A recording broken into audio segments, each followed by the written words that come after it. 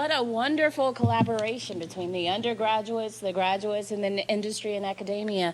Thank you so much, Dr. Brower and Dr. Lila, for your vision and execution. Now to the heart of the program and why we're all gathered here today, the undergraduate students who've worked hard all summer. Now, the idea of the 5-minute madness is to compress research topics, interest, and interesting findings in 5 minutes for a concise representation of information to pique your interest. You'll hear exciting findings from 6 project teams. Now, the presentations will follow one after the other, and we ask that all questions for the teams remain until the poster competition session later this afternoon. Poster numbers will be given during the presentation. Okay? Now, please help me welcome our first group, led by their graduate mentor, Scott Smith.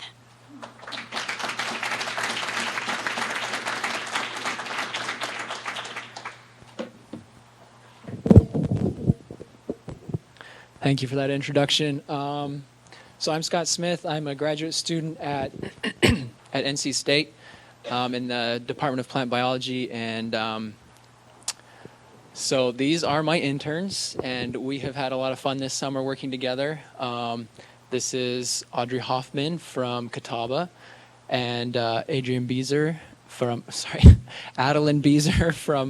Johnson C. Smith, Matthew Jordan Still from Catawba, Connor Reed from Chapel Hill, and Taylor Parker from Catawba as well, and then Sierra Boney from Pfeiffer. So this is our group, and they have a great sense of humor, and as you can tell by their title, they call me Dad and our other mentor moms, so there you go. So today you're going to hear a lot about fruits and vegetables, but the real Cinderella story is about oat. Oat, like Cinderella, is overlooked by her ugly stepsisters, wheat and barley. But oat, beautiful and humble, has a lot of quality traits to offer, such as beta-glucan, avenanthramides, and tocopherol.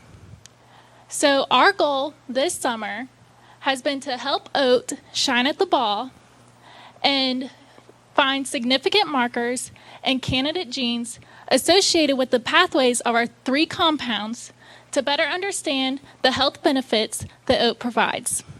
The first compound we're going to take a look at is beta-glucan. The backbone of beta-glucan consists mostly of 1,4 linkages with 1,3 linkages dispersed randomly throughout. This randomization of the 1,3 linkages helps to create kinks in the structure. These kinks helps to create a matrix that traps cholesterol and also helps beta-glucan to become soluble in water. Beta-glucan, found in the endosperm of the cereal grains, makes up 70% of the cell wall. We are interested in beta-glucan because of its many health benefits. Heart disease is accountable for 1 in every 4 deaths in both men and women. Beta-glucan helps to lower LDL cholesterol and also helps to lower the risk of heart disease. Oats have the highest protein and lipid content of any cereal grain, as well as having a high fatty acid content. These lipids are protected from oxidative stress by antioxidants. Most importantly, phenolic compounds. Phenolic compounds are part of the largest group of phytochemicals and are with disease-preventing and health-promoting effects. Phenolics are prevent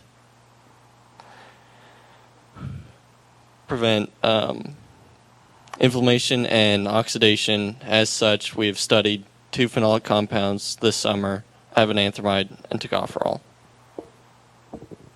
So Matt and Addie have given you a little bit of a description of the nutritional benefits of beta-glucan, avenanthromide, and tocopherol. And so our goal this summer was to figure out the underlying genetic pathway that leads to the synthesis of these important compounds. And the tool we used to do this was a genome-wide association study, or GWAS as we call it. And so to throw it back to our Cinderella analogy, Cinderella needed her fairy godmother to get her to the ball. And so too do we need our fairy GWAS mother to discover the important compounds of oat. We were worried about that pun. And so a genome-wide association study serves to find associations between genotypic and phenotypic data. And so you can see behind me the result of a genome-wide association study, something called a Manhattan plot. And as you can see, there are points over this dotted red line, and these points are significant markers that are found to be significantly associated with our traits of interest. The discovery of these significant markers allows us to search for specific regions in the oat genome where we're confident candidate genes exist that contribute to the synthesis of our traits. We took the data from our GWAS and generated QTL maps as a further result. Our QTL maps are quantitative trait loci, which is any point on the genome where there are multiple markers that are linked to a specific gene. Every dot on these maps is a QTL, and ours are colored by significance. So all the faded gray dots are insignificant QTLs. The light blue are less significant, and the dark blue are very significant. We then checked our significance based on whether these significant QTLs were replicated across locations. Just like Prince Charming used that glass slipper to find Cinderella, we're going to use these replicated QTLs to find candidate genes for beta-glucan, avenanthramides, and tocopherols. So the next step of our research is to look at the annotated genomes of rice, barley, and brachydipodium. And in doing this, we can identify regions of microsynteny with oat because the oat genome has not been fully annotated. And with this, we can identify candidate genes that are associated with their traits of interest, being beta-glucan, tocopherol, and avenanthamide. And with this data, we can help breeders to increase the nutritional quality of oat. We can help that 1 in 4 with cardiovascular disease, and we can ultimately save the world, hopefully. So thank you guys, and if anyone has any questions, if you'd like to see the rest of our results or talk about Cinderella, we are at posters 2 and 9. So thank you.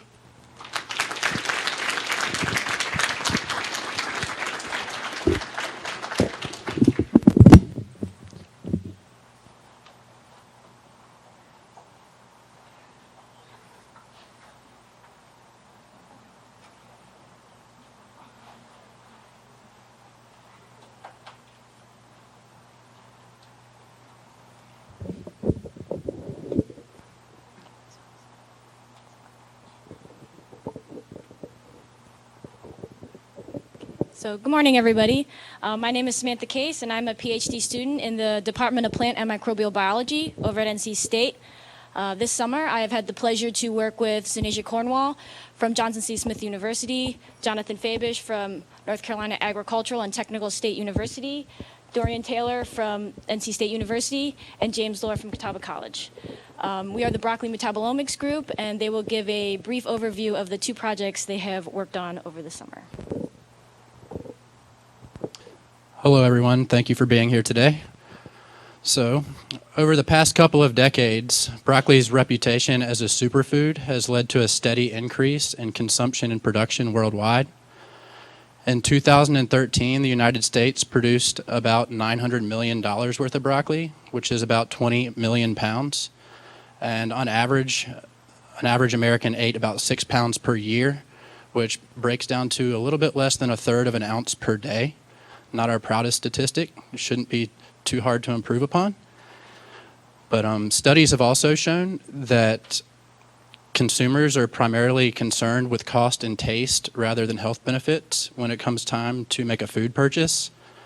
And this poses a particular problem for broccoli and other cruciferous vegetables because it's thought that the bioactive compounds in broccoli, which are responsible for cancer-fighting and anti-inflammatory properties, are also responsible for bitter taste. And so selective breeding for economic reasons has favored the downregulation of these chemicals in favor of a less bitter tasting broccoli.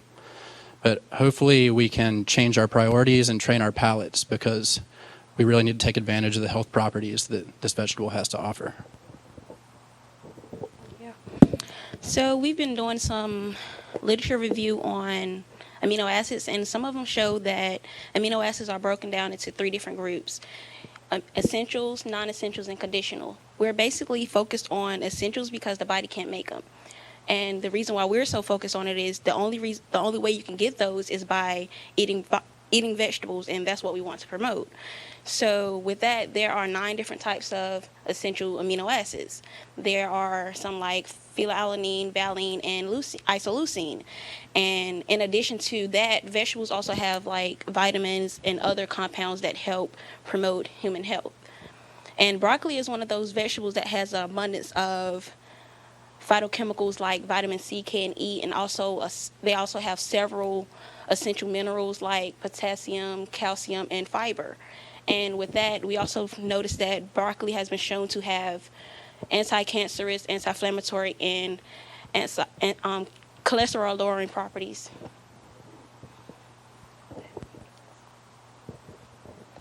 So for our first project, we will be using a QTL analysis or quantitative trait loci analysis in order to find an association between a quantitative trait such as amino acid accumulation and the genotype at a particular location on the chromosome.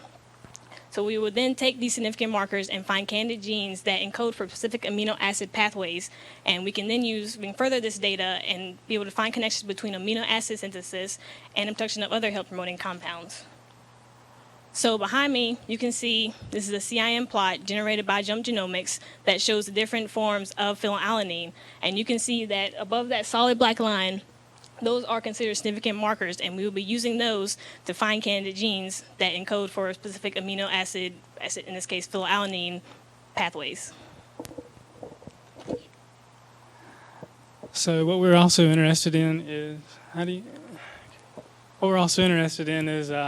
looking at how we can preserve these health beneficial compounds. And one of the ways we did this is with our second research project.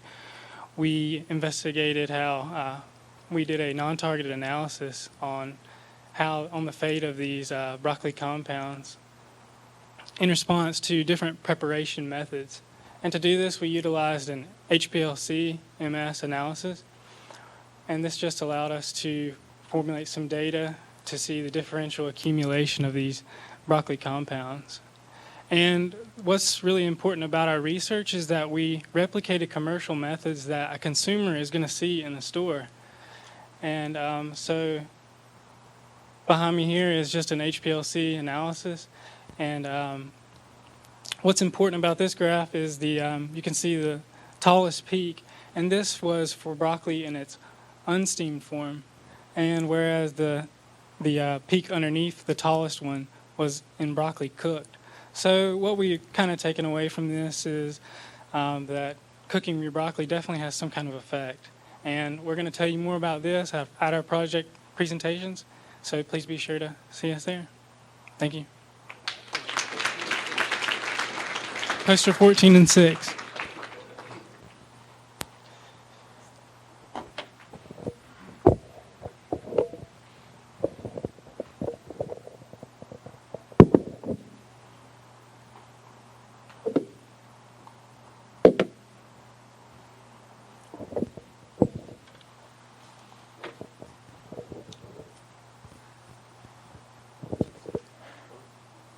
Check and see this. Yep, works.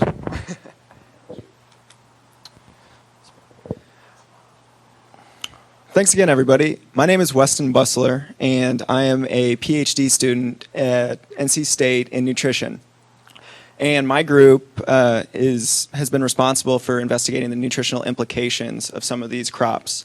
And I'm going to turn the mic over to them and let them introduce themselves. So good morning, everyone. This summer, our group, Controlled Chaos, had the unique pleasure of investigating the nutritional implications of the plants that we are researching under the Plant Pathway Elucidation Project. We were tasked to study how the plants that we consume, as well as their biological and chemical properties, truly benefit our internal processes, as well as affect chronic diseases through various ongoing projects.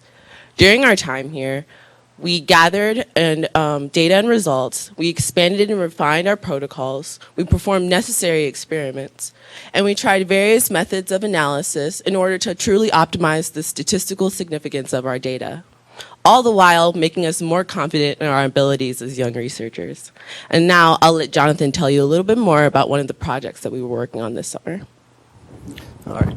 So to begin, one of the projects that we've been working on is the Wound Healing Project. And so to begin that, I would like to present the way your body heals itself. And that's basically what we call the wound healing cascade. So initially you have a wound, a cut, scratch. So the first phase of the wound healing process is hemostasis. That's the restriction of your blood vessels. And then the second phase is the inflammatory phase. That's basically where your body's fighting off infection or any foreign material. And then the third is your proliferation and migration phase.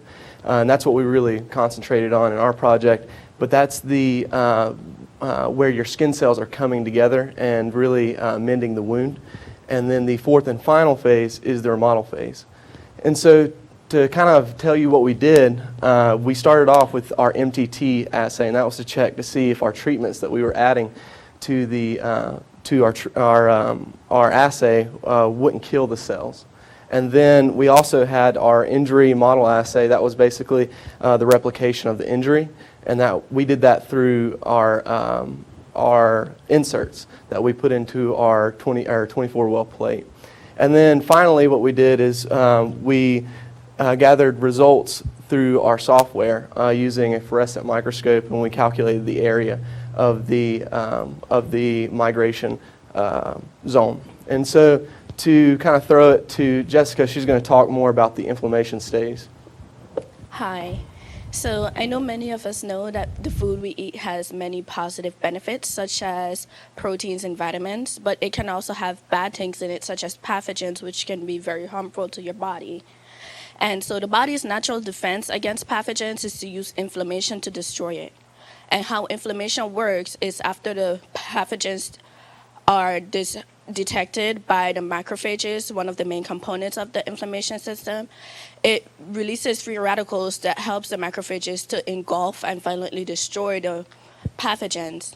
And antioxidants play a role in this because they're able to tame the free radicals that the macrophages produced. And the macrophages are back to normal. However, this doesn't always work. And that can lead to chronic inflammation, which can damage a protein and DNA, and eventually lead to a wide range of chronic diseases. And so what our group tested was the effects of certain plant extracts and their ability to curb this biological inflammation. Now you will hear from Claire about one of the effects of inflammation. Chronic inflammation is just one of the many things that can lead to damaged DNA. And if damaged DNA is replicated over and over again, it's a possibility that the damaged DNA can lie on the oncogene, which, if mutated, it can lead to the cells piling one on top of the other. And this multiple pileup of the cells leads to a tumor. And if malignant, the tumor can spread around the body, and this is called cancer. And this summer, my group tested broccoli extract and their effects on colon cancer cells. And we ran numerous SRB assays, which test the protein levels of the colon cancer cells after being treated with the broccoli extract. And this summer, we actually came out with numerous positive results that indicated that broccoli extract can actually lead to a decline in cell viability of the colon cancer cells. So that was just a small taste of all the awesome work that we did this summer. Consistently, studies have shown that a consumption of high plant diets has the tendency to reduce incidences of various chronic diseases. Our goals as researchers are to distinguish why this is and how we can make these plants better. So we have a pretty large group who all aren't up here with us right now, but each of them had a significant role in all the progress that we made this summer. So in addition to everyone standing up here right now, Brianna Lund, Holly Chandler, Juxa Cortez, as well as our PhD student mentor, Wes, will all be present at the poster presentations outside. So if you would like to know more about our research or ask us any questions, please feel free to come to posters 4, 7, and 13. Thank you.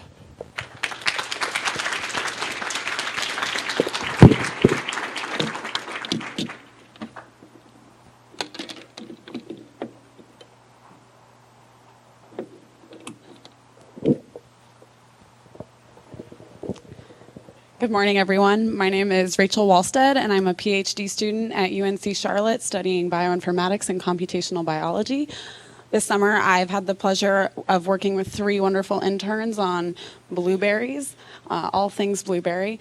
From right to left, we have my right to left, I'm sorry, your left to right. We have Brooklyn Phillips from Rowan Cabarrus Community College, Nicholas Stilianu from UNC Chapel Hill, and over here on your right is Raymond Wiggins from Livingston College. They're going to talk to you a bit about all of the projects we've been working on this summer. Hello, everyone. This summer, one of our group's goals was transcriptome sequencing, also known as RNA-Seq. But first, we need to understand what a transcriptome is. Well, a transcriptome is all RNA transcribed into a cell or population of cells. How do we identify the cells in a transcriptome? Well, that's where RNA-Seq comes into play. RNA-Seq is transcriptome profiling that uses deep sequencing technologies to, number 1, measure gene expression in a cell or tissue. Number 2, discover and annotate complete transcripts.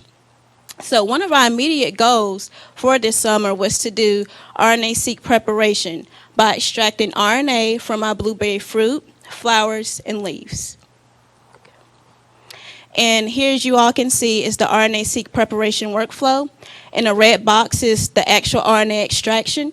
We first started out by grinding our tissue samples, lysing that tissue sample, filtering the lysate, binding the RNA to a column, washing the column, drying the column. We did elution, and last but not least, we did RNA nanodrop analysis. The analysis lets us know the purity and quality of our RNA. And also on the right is the further steps in the RNA-Seq process. So we took it to the wet lab. Our goal was to receive RNA concentration values of at least 200 nanograms per microliter, but we went into a problem because blueberry is 84% water and all our concentrations were low. So we used 3 kits in all. We used the Omega, the Qiagen, and the Sigma Aldrich kit. So we took it back to the wet lab. We repeated lab work with the Sigma Aldrich kit, and we just wanted to tweak that protocol a little bit. We increased the tissue content, the lysis buffer, the binding solution, the incubation time, and the elution sit time. Took it back to the nanodrop analysis and received concentration values of up to 1,000 nanograms per microliter. So that gave us great confidence in furthering the project of RNA-Seq. And here's Raymond Wiggins, who's going to let you all know about the annotation part of our project. Okay. Over the 3 years, P2EP has collected data and predicted gene sequence for broccoli, oats, and blueberries. Our goal this summer was to annotate these, one of our goals this summer was to annotate these genes and genes products into genotology. If you're unaware what genotology is, it's a collection of projects for genes and gene products across all species. Another goal we had was to visualize these genes and gene products using a bioinformatics software called Blast2Go. The reason for this project was to use these genes and genes products to see what pathways are active in these species. As you look in this poster, this slide right here, you will see a genotology pipeline. As you see in the green boxes, the green boxes, it shows the 3 years of process of data that they collected. As the orange boxes is what we did over the summer. We took a Perl script of the data and we slided through annotation through Blast2Go. And from Blast2Go, we wanted to get a directly aseptic graph or a genotology category, which would show our results, either a pie graph or a bar graph. And as this slide right here, it shows a blueberry data. This is one of our results, showing at level 2. There are different levels, such as level 3 or 4, which are more advanced. This is our 3 crops of our results. This is an example. If you're curious about any other examples, I'd be happy to explain it at our poster number 12. And data is very complex, so you need strong visualization to understand it. So here's Nick, who will be talking about importance of visualization. So as part of research, we want to explain complex ideas and results like Raymond and Brooklyn talked about in ways that make sense not only to people from STEM backgrounds, but also to the general public. This is why one of my focuses this summer was on generating images, pipelines, and figures, like you see right here, that complement the work our group has been doing.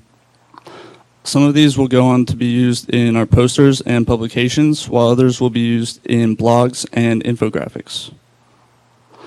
And if you have any other questions, we'd be happy to answer them at posters 1 and 12. Thank you.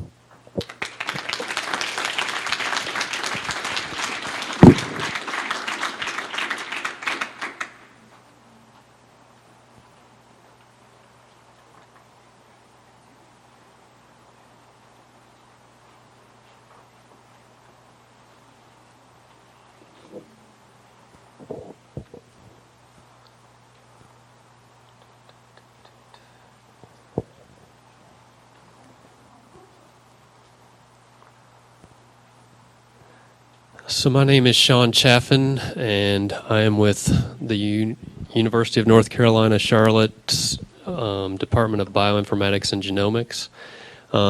We call our group the Genomics Group, and my interns for the summer were Aaron Troutman, John Williams, Emily Reif, Bethany Latham, Michael Good, and Alexis Wilson.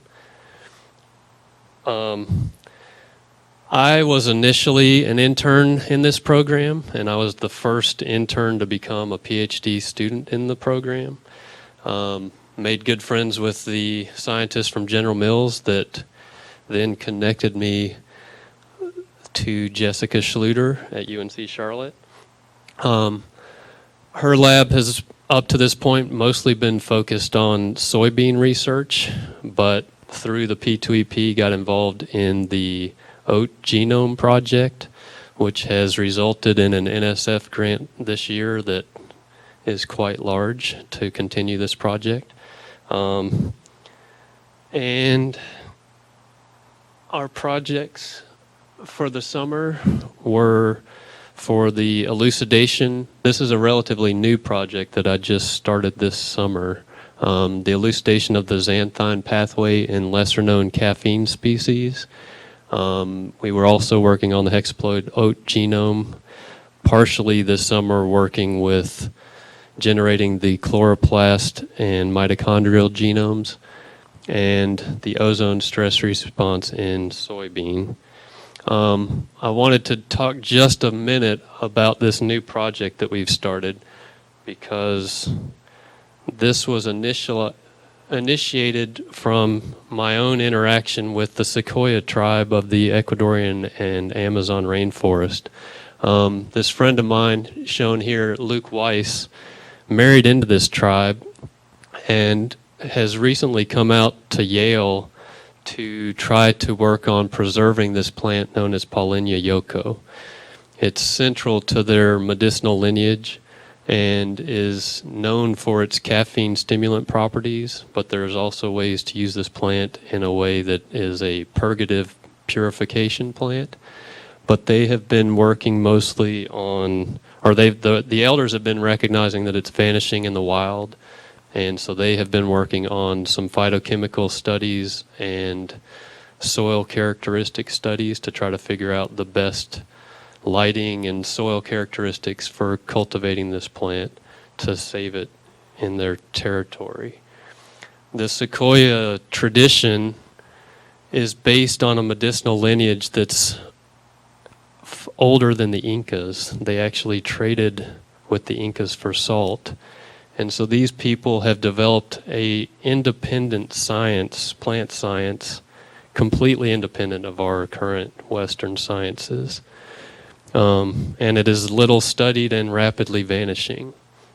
So with the connections that I've made through the tribe and through different places, I've been trying to work on a project that could actually build a collaboration between universities like University of Charlotte and NC State through programs such as the P2EP and the University of Quito, or San Francisco and Quito, through which I have made contacts with the Dean of Biology and Dean of Biotechnology that are very interested in what we're doing. and the Sequoia tribe themselves to try to build a opportunity where we could potentially take interns to study among these elders and integrate some of their knowledge with our Western science knowledge. With that being said, I will turn it over to my interns who will talk about this summer's work.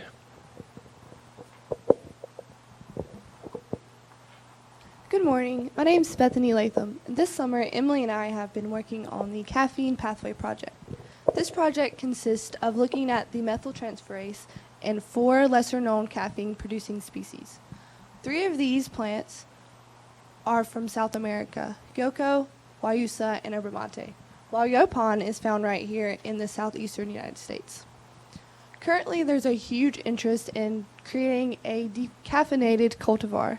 This is because right now the only way to decaffeinate coffees and teas are by a chemical extraction process that could leave behind impure residues.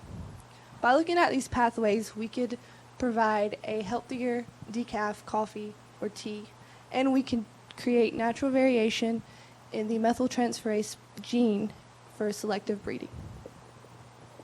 Our research this summer has focused on Yaupon because we have the most plant material of it to work with.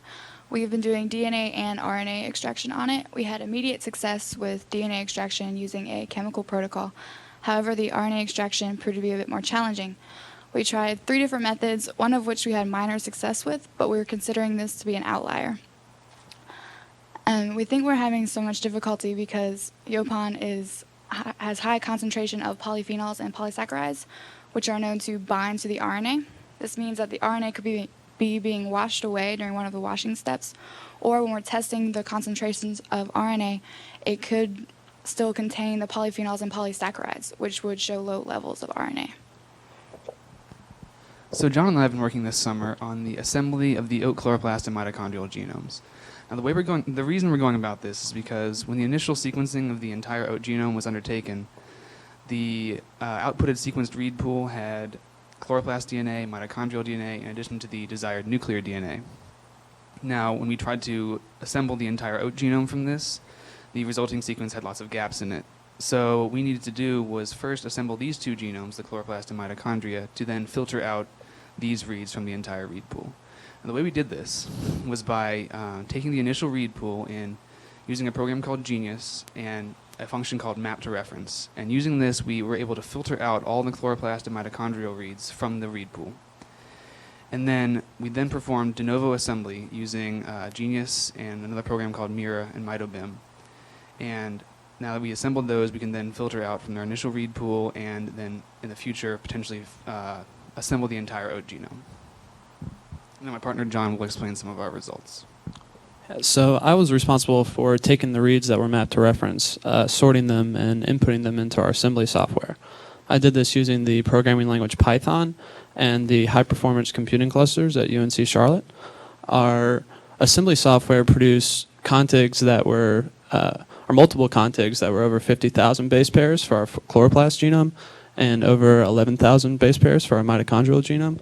The chloroplast contigs are up here. Once we have this fall we'll be actually using PacBio reads. It's a newer technology, and we'll be using that to fill in the gaps between our contigs. Once we have the hexaploid oat genome, it significantly expedites the process of finding genes of interest, such as those responsible for drought resistance, disease resistance, or beta-glucan content. And it also expedites the process of manipulating those genes of interest or controlling them. Thank you. Okay, so Aaron and myself have been working on the ozone stress response in soybean project. Soybeans are a nutrient-rich crop, high in protein, that are utilized across the globe for a number of different products that we consume on a daily basis. They are, however, extremely susceptible to damage due to the ever-increasing levels of ozone, especially in rural areas where these crops are being grown, which is, of course, not a good thing. Recent research has begun to identify some of the defense pathways in some non-commercial soybean plants, however, that have led to ozone stress resistance. which would be extremely beneficial for breeders, of course, when they're trying to help their crops for distribution to the general public. And so to start off the summer, we first had to design primers to capture these genes that were identified through RNA-Seq. After this, we needed to find the optimal binding temperatures of these primers, which is shown in the figure at the top. This compares the actual versus the predicted temperatures, which kind of demonstrates the importance of testing factors before you begin a procedure, the metaphorical measure twice, cut once.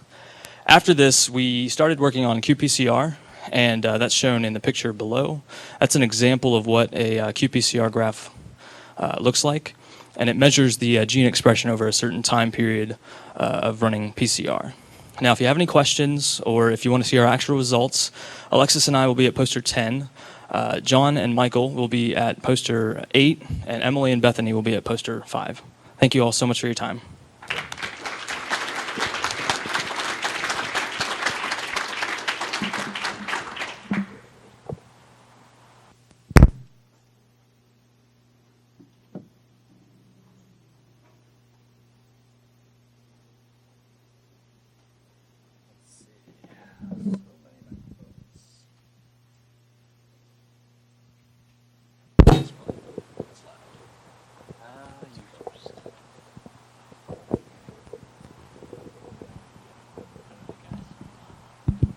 Hello, everybody. Good morning. My name is Richard Linchenko, and I am a PhD student in bioinformatics and computational biology at UNC Charlotte. My advisor is Dr. Corey Brower, and I was in charge of the knowledge-based discovery group this summer. And from right to left, we have Bishop Duhan, Walzer Clements, Christina Stylianou, and Brandon Burciaga. And I'm going to let them go ahead and talk about the projects they worked on this summer. The goal of the Knowledge-Based Discovery Group is to elucidate the molecular interactions between dietary components, human health, and disease. A tool we use to complete this task is text mining. In the diagram behind me, you can see a relationship between these entities. Text mining methods allow the researcher to automatically sift through scientific literature with the purpose of pulling back the most relevant information. It is then able to transfer the burden of finding this information from the researcher to the machine. In the next diagram, you can see, with the lingomatics tagging example, the entities on the left being things on the right that we're trying to find in scientific literature, and they're also highlighted. Our research generates a graph database that can be queried to further investigate the effects of diet on human health. We can then implement this data to infer implicit relationships. Next, Walter will talk to you about our workflow. Good morning. What is an ontology? An ontology is a formal naming and definition of the types, properties, and interrelationships within a domain of knowledge. Here you have an example of CHEBI, which is chemicals of biological interest. And it shows that the chemicals within that ontology have a parent-child relationship. Ontologies are usually modeled as directed acyclic graphs where the nodes represent entities and the edges represent relationships. We use graph theory in biology because as humans we normally think of things as a network, and graph theory allows us to focus on the relationships within entities within a relationship. On the left you have a social network like Twitter or Facebook, and on the right you have a network of disease-gene interaction. Graphs allow us to focus on those relationships, and the relationships are what tell us how the system works. Graph models are scalable for the amount of data that we're storing, and they allow us to, holding a blank here, they allow us to add and remove entities at will, something that we couldn't do in a traditional database model. And with that, I'm going to let Christina talk to you about how graphs and ontologies fit within our workflow. So we use scientific literature and ontologies as our input for the text mining software. The scientific literature databases that we used are Medline and Agricola, and some of the ontologies we have used include MESH, KEBI, Gene Ontology, and NCBI Taxonomy. We used an ontology-based text mining software, Linguimatics, to iteratively develop patterns to find the relationships between entities. The results from Linguimatics were output and then parsed into an intermediate file using the programming language Python. The intermediate file was then used to populate the Neo4j graph database, which generates a graph shown in the bottom right corner. This graph can be used to show the explicit relationships and to find implicit relationships from. This graph database serves as a layer of the P2EP knowledge base, which provides context and perspective to the genomic data we have collected. Another way we can view this data is through Brandon's P2EP BLAST server. Thank you very much, Christina. Thank you very much, Christina. My name is Brandon Burciaga, as she said. And I'm here to talk to you about the project that I've been working on this summer, and that is the Plant Pathways Elucidation Project Custom BLAST Server. So BLAST stands for Basic Local Alignment Search Tool, and it's a very commonly used tool in bioinformatics for biological sequence comparison, whether that be nucleic or nucleotide or amino acid. So there are many applications of BLAST. That's ranging from candidate gene searching to establishing phylogeny to discovering evolutionary relationships between sequences of interest. Unfortunately, the main implementation of BLAST, created and hosted by NCBI, is not optimal for our program because it is non-specific and it does not contain the sequencing data that we have produced within P2EP so far. Therefore, there's a very strong desire to create a custom BLAST server that is tailored to the specific needs of P2EP that will contain all genomic and transcriptomic data that we have generated with the project thus far. So this is a screenshot of the web interface of the custom BLAST server. It's incredibly easy to use for non-bioinformaticians. It contains a variety of features and adjustable parameters for the BLAST algorithm itself. And is vital to the progression of our program as it provides an invaluable and streamlined resource for further investigation of the very compounds and metabolic pathways that we are attempting to elucidate. If you have any more questions about the server or its applications, please come see me at poster number 11. Happy to answer any questions for you or give you some more details. Otherwise, you can see my colleagues at poster number 3. They'd be happy to do the same. Thank you so much for your time. This concludes 5 Minute Madness, and we hope to see you at our posters.